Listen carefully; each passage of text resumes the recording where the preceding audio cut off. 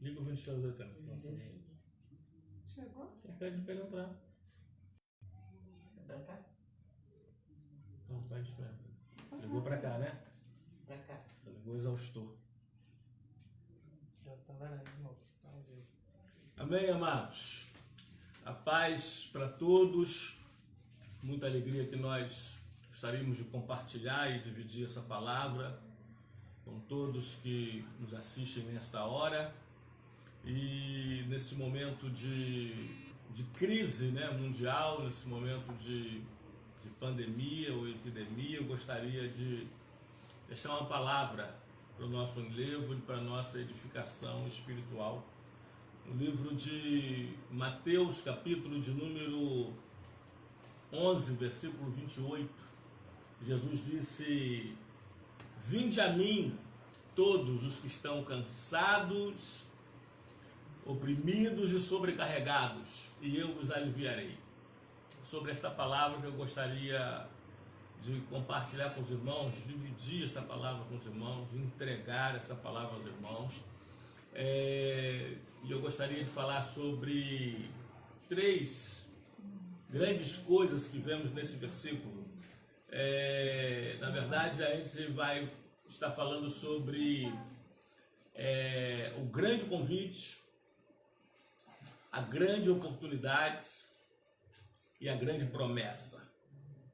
Esse momento em que estamos vivenciando de epidemia, que por sinal é um dos sinais da volta de Jesus, conforme ele mesmo falou em Lucas 21:11, ele diz que nos últimos dias haveria epidemia e fomes em vários lugares, e isso é um dos sinais da sua volta. Ou seja, o que está acontecendo está antecedendo a volta de Jesus Cristo para buscar a sua igreja, conforme diz as Escrituras. Portanto, no livro de Mateus, Jesus ele diz aqui no capítulo 11, repito, o versículo de número 28, ele diz: "Venham a mim todos os que estão cansados e sobrecarregados, e eu os aliviarei." O grande convite que nós vemos aqui, irmãos, está na parte A deste versículo, diz: venham a mim todos. Este é o maior de todos os convites. Aliás, queridos, convite faz parte de toda a nossa vida. Durante toda a nossa vida a gente tem convites bons, a gente tem convites ruins, convites ótimos, convites excelentes, convites péssimos, convites super mais ou menos, convites indiferentes. A vida é feita de convites. Durante toda a vida somos convidados, na verdade. Convidados para ir a aniversários, chá de bebê, chá de panela, para ir à igreja, convidados para ir a festas, 15 anos, convidados para ir a casamento. Vários convites que nós precisamos filtrar, analisar, porque por causa de um convite, muitos jovens adentraram no submundo das drogas. Por causa de um convite, muitos maridos traíram suas esposas, muitas esposas traíram seus maridos por causa de um convite, por aceitar um convite. Portanto, amados, nós estamos diante do maior e melhor convite de todos os... E nenhum homem em toda a história pôde falar como Jesus falou. Ele disse: "Vinde a mim", disse: "Venham a mim." O convite é para vir a Cristo. O convite não é para ir a Maria, a Pedro, a Tiago, a João, a Karl Marx. O convite não é para ir a Sócrates, não é para ir a Paulo. O convite aqui não é nem mesmo para ir à igreja, salão do reino, ou espírita, ou maçonaria, ou um terreiro. Não, o convite é cristocêntrico. O convite é para ir a Cristo. Ele disse: "Vinde a mim." Vinde a mim. Esse é o convite cêntrico. É para vir, é para ir até Jesus. Aquele que tudo o que disse está se cumprindo. Aquele que falou que nos últimos dias haveriam maremotos, terremotos, sempre houve, mas nunca tanto, com tanta intensidade, com tanta proporcionalidade, em tantos lugares ao mesmo tempo. O convite é para vir até Jesus, aquele que disse que nos últimos dias se levantariam pais contra filhos e filhos contra pais, e os mataria. O convite é para vir até Jesus, que disse que nos últimos dias muitos apostatariam da fé, que surgiriam falsos cristos, como tem um Henry. É para vir até Jesus, que disse que nos últimos dias seriam como nos dias de Noé. Casariam, se casariam, beberiam, fariam e aconteceriam como está acontecendo. Mas ele disse que Noé se preparou, e quando veio o dilúvio, quando veio o juízo divino, Noé, a sua família foi salva. O convite é para vir a Jesus, para ir a Jesus, o que disse que quando verdes, ou quando virdes que a figueira está a florescer, saber que está próximo ao verão. Ele disse, quando virdes todas essas coisas acontecendo, saber que eu estou próximo, estou às portas. Salva, que cura, que liberta, que batiza, aquele que transforma o mais vil pecador.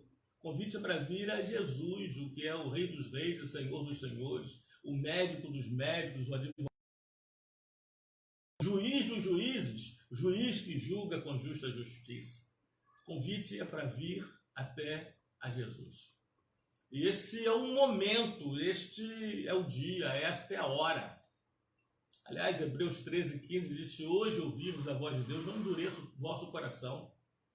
O livro de 2 de Coríntios 6:2 diz que hoje é o dia aceitável, agora é a hora da salvação. Esse é o tempo, esse é o momento.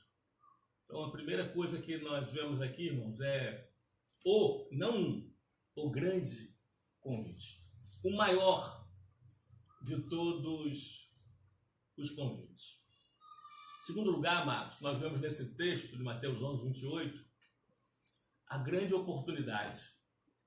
Ele diz assim, olha, vinde a mim todos os que estão cansados e sobrecarregados.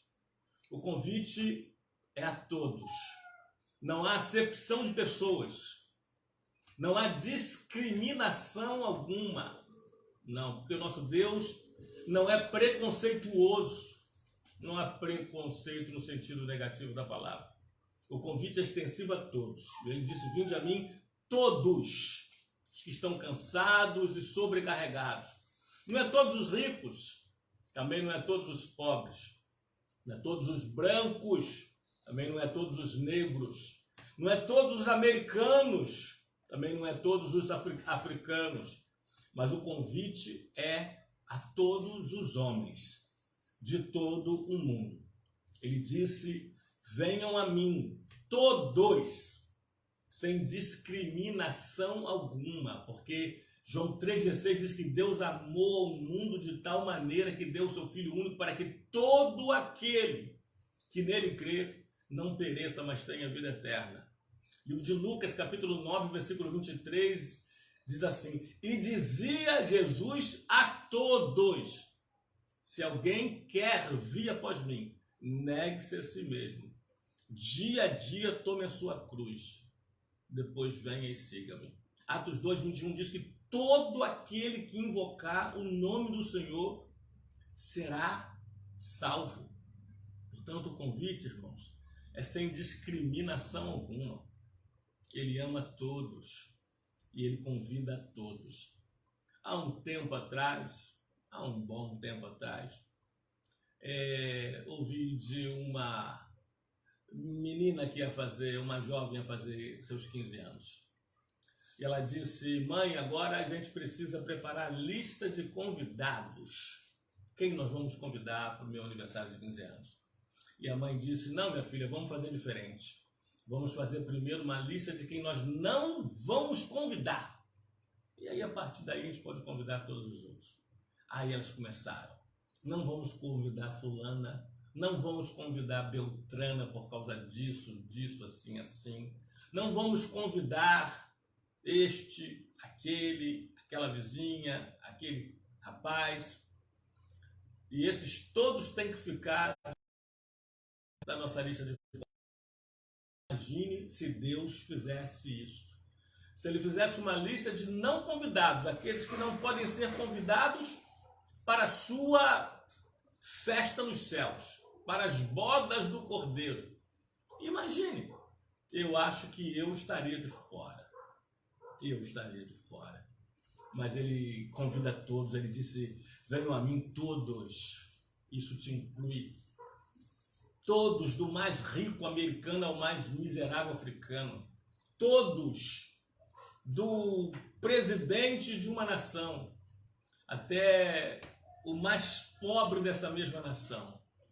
Ele disse, vinde a mim todos, os que estão cansados e sobrecarregados. Quem não está cansado hoje? Cansado dessa política, cansado de tanta falsidade, cansado do trânsito, cansado de tantas informações desinformadas. Quem hoje não está cansado? Ele disse, vinde a mim todos que estão cansados e sobrecarregados.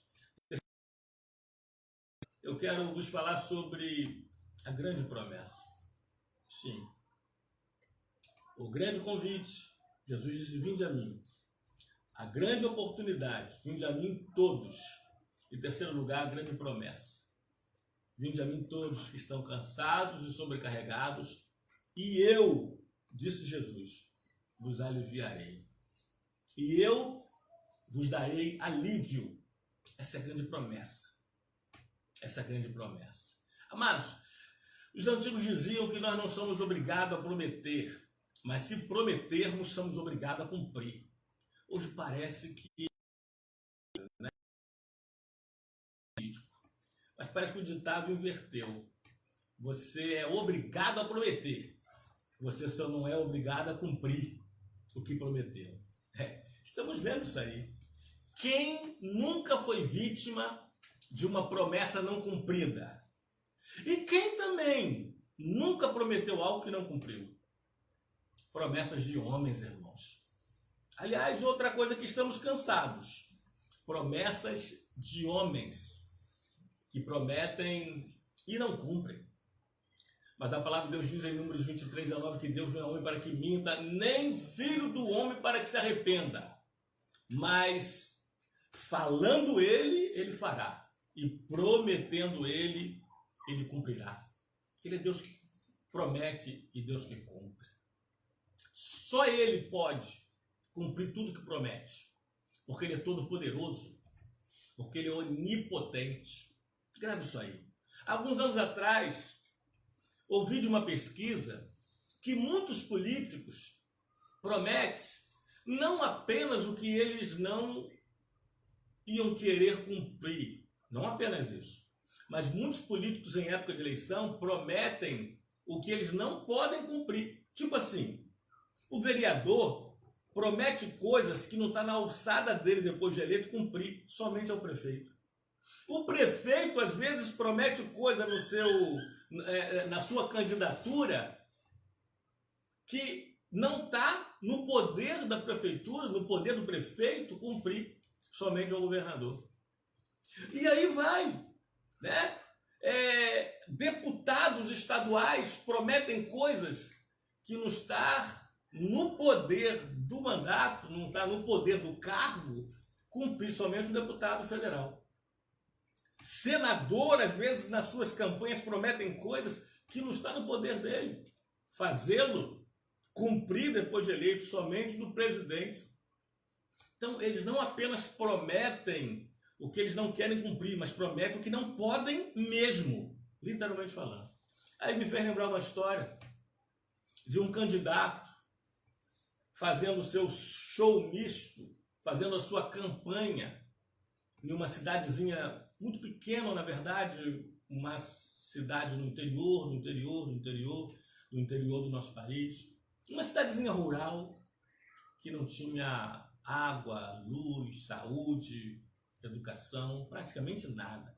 Mas ele estava lá como candidato, e estava lá num palanque, e ele começou a gritar e a falar: eu prometo que se vocês me elegerem, eu vou trazer luz para este lugar. Aí todo mundo, oba, viva, aplaudiram, gritaram o nome dele. Ele disse, das cidades vizinhas eu vou trazer parte elétrica, vocês vão ter luz na rua, ter luz em casa, porque eles só tinham lampião e lamparina. E ele continuou, eu prometo que se eu for eleito por vocês, eu vou trazer educação para essa cidade. Não tinha uma escola, não tinha uma creche para estudar naquele lugar, tinham que ir às cidadezinhas vizinhas e circunvizinhas. E todo mundo, opa, vai ter uma escola aqui.